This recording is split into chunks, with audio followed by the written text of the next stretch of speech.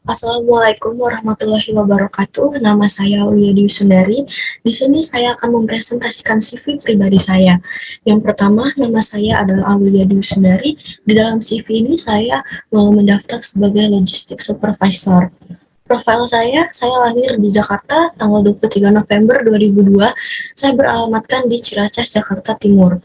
Pendidikan yang telah saya jalani yaitu saya pernah bersekolah di SMA PGRI 4 Jakarta pada tahun 2018 sampai 2021 dengan jurusan IPA.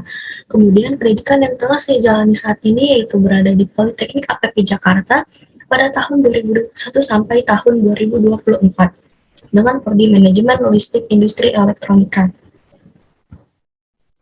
Kemudian pengalaman organisasi yang pernah saya jalani sewaktu SMA yaitu saya pernah menjadi anggota Pramuka Bantara dan saya pernah dilantik sebagai wakil ketua dalam suatu sidang musyawarah ambalan Pramuka. Soft skill yang saya miliki yaitu public speaking, komunikasi, leadership, analisis informasi. Karena saya pernah ditunjuk sebagai wakil ketua dalam suatu sidang, maka bisa dikatakan public speaking saya bagus dan dalam menganalisis suatu data atau suatu pekerjaan saya selalu fokus dan detail sehingga saya bisa memaksimalkan tugas saya dengan baik dengan analisis informasi tersebut. Kemudian pengalaman lomba yang pernah saya jalani yaitu saya pernah juara 3 dalam lomba baca puisi antar kelas di sekolah saya, juara 1 lomba cipta karya puisi antar kelas di sekolah saya, dan saya pernah ditunjuk sebagai peserta lomba pidato bahasa Inggris antar Jakarta di kantor Wali Kota Jakarta Timur.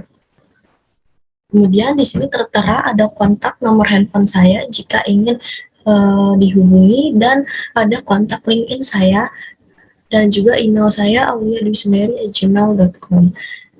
Demikian CV yang bisa saya presentasikan. Terima kasih. Mohon maaf bila ada sesuatu yang kurang. Assalamualaikum warahmatullahi wabarakatuh.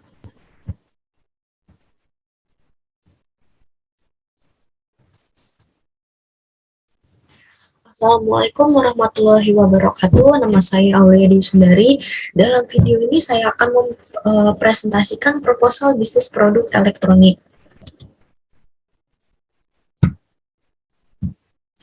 Produk elektronik yang saya jadikan proyek di sini yaitu senter LED. Latar belakang mengapa saya memilih senter LED itu karena senter merupakan salah satu alat yang penting yang dapat memancarkan cahaya dalam kegelapan. Dan juga senter itu merupakan salah satu alat yang berguna dalam keadaan darurat seperti sebagai alat penangkap untuk misi pencarian jika ada bencana alam atau saat ada orang-orang yang bekerja di dalam hutan saat malam hari begitu. Kemudian dalam proyek ini memiliki aspek pasar dan pemasaran. Dalam aspek pasar ini terdiri dari strategi STP. Strategi STP yang dimaksud di sini adalah segmenting, targeting, dan positioning. Yang pertama, segmenting di sini terbagi menjadi 3, yaitu geographic segmentation, demographic segmentation, dan juga behavioral segmentation. Dalam geographic segmentation ini, kami menargetkan produk kami yaitu senter LED yang sudah dirancang sedemikian rupa agar bisa dipergunakan dengan baik. Lalu kami juga menargetkan kepada semua daerah yang ada di Indonesia, terutama daerah-daerah terpencil yang ada di Indonesia yang kesulitan dalam mengakses listrik ataupun sinar lampu gitu. Lalu yang kedua di sini ada demographic segmentation, yaitu demographic segmentation ini adalah untuk dapat membeli produk atau mendapatkan produk kami adalah konsumen yang berumur 15 sampai 65 tahun yang dapat menggunakan produk kami dengan baik dan tidak ada kesalahan dalam penggunaannya.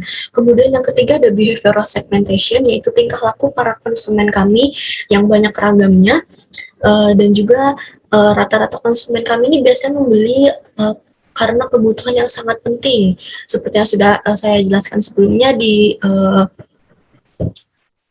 latar belakang produk kami itu karena untuk bekerja saat malam hari di hutan gitu misalnya, dan juga saat misi pencarian di saat bencana alam, saat malam hari atau saat daerah-daerah yang kesulitan dalam mengakses listrik. Kemudian di sini ada targeting dari survei yang sudah kita dapatkan melalui pembelian secara langsung dapat disimpulkan bahwa masyarakat yang membeli ialah masyarakat yang sangat butuh dengan produk kami dengan tujuan tertentu. Lalu di sini ada positioning, yaitu pada posisi ini kami bisa melihat bahwa produk kami yaitu senter LED yang dapat dibeli dengan harga yang sangat terjangkau ini dengan yang sangat bermanfaat. Lalu PT Linterna Elektronik, yaitu PT kami ini sudah bekerja sama dengan toko-toko di sekitarnya yang dengan banyak peminat dan meningkatkan nilai produksi kami, dan kami berusaha menjadi brand yang sangat dicari di Indonesia. Kemudian di sini ada pemasaran strategi 4P alias produk, price, promotion, dan place. Dalam produk di sini, produk senter LED kami mempunyai desain dan model yang sangat modern sehingga dapat menarik perhatian. Dan juga senter LED kami ini mempunyai 3 model, yaitu high, low, dan strobe yang sangat berguna untuk berbagai kegiatan yang tentunya dapat distabilkan oleh para penggunanya, serta baterai yang sudah dilengkapi dengan charger USB. Kemudian di sini ada price, yaitu perusahaan kami PT Linterna Elektronik memiliki rencana harga jual yaitu Rp45.500 dengan mengambil keuntungan sebesar 10%. Dengan harga tersebut yang sudah termasuk biaya bahan baku, upah tenaga kerja, biaya promosi, dan lain-lain, dengan harga yang kami tawarkan juga jauh lebih ekonomis dibanding dengan produk kompetitor lain. Kemudian ada promotion, yaitu penjualan produk senter LED kami akan dilakukan melalui berbagai sosial media, online store, serta brosur dan spanduk yang menarik. Contoh media sosial yang kami gunakan yaitu Instagram, Facebook, TikTok, dan sebagainya. Kemudian online store yang kami gunakan yaitu ada Shopee, Tokopedia, Lazada, Blibli, dan sebagainya. Serta di sini yang terakhir ada place, yaitu PT Lintarna Elektronik memiliki tempat produksi yang sangat strategis, yaitu yang berada di Tamrin, Jakarta Pusat, di mana tempat bahan bakunya itu yang dapat diperoleh dengan mudah. Dan juga Tamrin ini merupakan tempat atau titik tengah kota Jakarta yang merupakan lokasi yang sangat ramai. Kemudian kita masuk ke aspek produksi dan perawatan. Di sini yang seperti yang sudah saya paparkan di layar ini, proses produksinya dimulai dari pemasangan solder LED, kemudian pemasangan LED ke pipa, perakitan potentiometer ke modul, pemasangan LED ke fan, terus pemasangan LED switch, lalu ada pemasangan power supply, pemasangan baterai indikator, kemudian ada pengecekan produk, pengemasan produk, lalu selesai. Dan deskripsi proses produksi kami pun sudah kami jelaskan di layar berikut ini. Lalu selanjutnya di sini ada kebutuhan mesin. Kebutuhan mesin yang kami gunakan yaitu pertama ada solder dengan masa pakai selama 2 tahun dengan harganya itu Rp4.000 dengan biaya depresi Rp2.000. Kemudian ada obeng gagang karet dengan masa pakai 2 tahun harganya Rp60.000 dengan biaya depresiasi sebesar Rp30.000. Yang ketiga ada tang, masa pakainya 2 tahun dengan harga Rp15.000 dan biaya depresiasi sebesar Rp7.500. Kemudian yang keempat ada thermal paste dengan masa pakai 2 tahun dengan harga Rp65.000 dengan biaya depresiasi Rp32.500. Kemudian ada lem besi Dexton dengan masa pakai 2 tahun dengan harga Rp11.000 dan biaya depresiasi sebesar Rp5.500. Kemudian yang keenam ada mesin bor impact drill dengan masa pakai 4 tahun dengan harga Rp184.000 dengan biaya Rp46.000 dengan biaya depresiasi sebesar Rp46.000. Kemudian di sini ada automatic voltage regulator dengan masa pakai sebanyak 4 tahun dengan harga Rp330.000 dengan biaya depresiasi sebesar Rp82.500. Kemudian ada rak besi. Ada 3 rak besi dengan masa pakai 4 tahun dengan harga Rp600.000 dengan biaya depresiasi sebesar Rp150.000, sehingga total biaya perawatan yang kami butuhkan yaitu sebesar Rp356.000.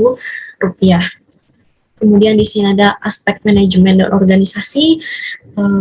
Struktur organisasi dalam PT kami yaitu ada direktur atau komisaris, kemudian bawahnya ada manajer manajer pabrik yang setara dengan manajer pemasaran dan admin keuangan, serta di bawah manajer pabrik itu ada staf produksi yang setara dengan staf warehouse. Kemudian di bawah dari manajer pemasaran dan admin keuangan, di situ ada staf pemasaran yang setara dengan staf keuangan.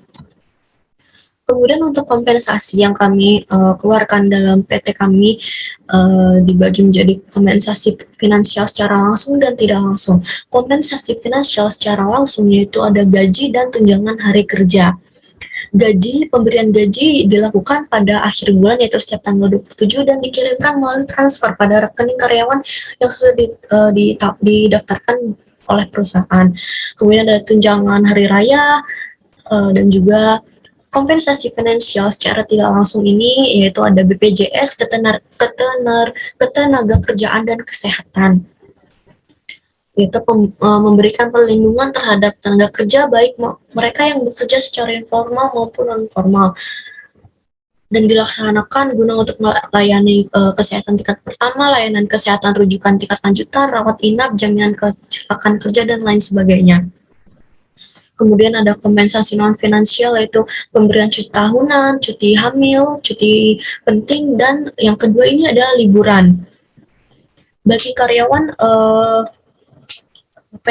karyawan PT Linterne Elektronik yang liburan ini bisa memberikan semangat kerja yang tadinya turun kembali naik kembali. Lalu kemudian ini ada biaya tetap yang kami keluarkan. Yang seperti yang sudah saya paparkan di layar ini, biaya tetap ada kebutuhan tenaga kerja yaitu direktur, manajer pabrik, manajer administrasi, staf produksi, staf warehouse, staf pemasaran, staf keuangan, satpam, dan cleaning service yang sudah saya paparkan di layar ini dengan total kebutuhan tenaga kerja per bulan yaitu sebesar 152 juta 500.000 dengan total kebutuhan tenaga kerja per tahun yaitu 1.830 juta ribu. Lalu yang kedua ini ada peralatan, ada yang sudah saya sebutkan juga sebelumnya dengan total biaya peralatan yaitu sebesar Rp356.000.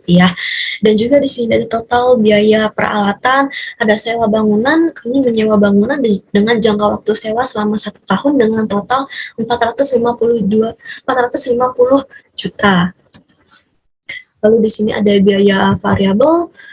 Biaya variabel ini meliputi biaya bahan baku yang sudah saya paparkan di sini dengan total kebutuhan bahan baku per unitnya itu sebesar 810.550 perak dengan total kebutuhan bahan baku per tahunnya itu sebesar 1.971.257. Kemudian ada biaya lain-lain seperti biaya listrik, biaya air, biaya iklan, biaya pajak, biaya pengolahan limbah dengan jangka waktu 1 bulan dengan total selama 1 bulannya itu 19.319.000 dengan total biaya lain-lain per tahunnya itu sebesar 231.828.000.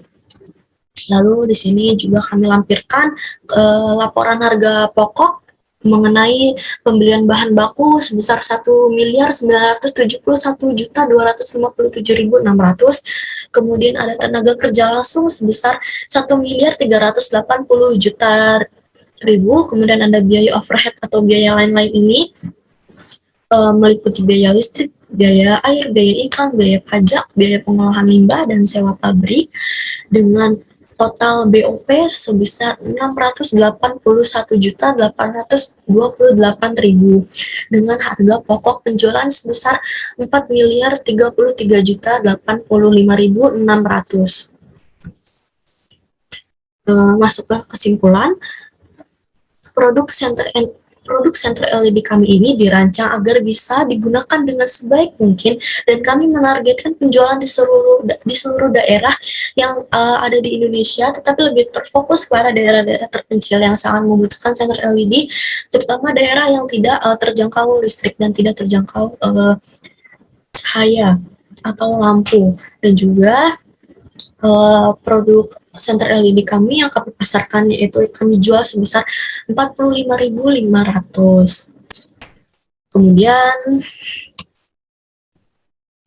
perusahaan kami ini dipimpin oleh seorang direktur yang merangkap sebagai komisaris dan memiliki tanggung jawab yang besar terhadap perusahaan di bawah kepemimpinan direktur manajer.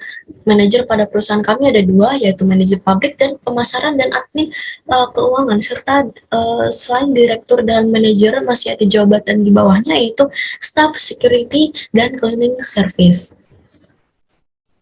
Dan juga pastinya produk senter LED kami ini sangat berguna sekali untuk semua orang, dan juga senter LED kami ini mempunyai 3 mode yang dapat distabilkan sendiri, yaitu high, low, dan strobe. Dan juga senter LED kami ini sudah dilengkapi dengan baterai yang bisa di-charger. Baik, itu dia. Itu dia presentasi yang dapat saya jelaskan tentang proposal bisnis produk elektronika, yaitu senter LED kami. Semoga dapat dipahami, dan saya mohon maaf bila ada kalimat-kalimat yang kurang ataupun tidak berkenan. Demikian, terima kasih. Assalamualaikum warahmatullahi wabarakatuh.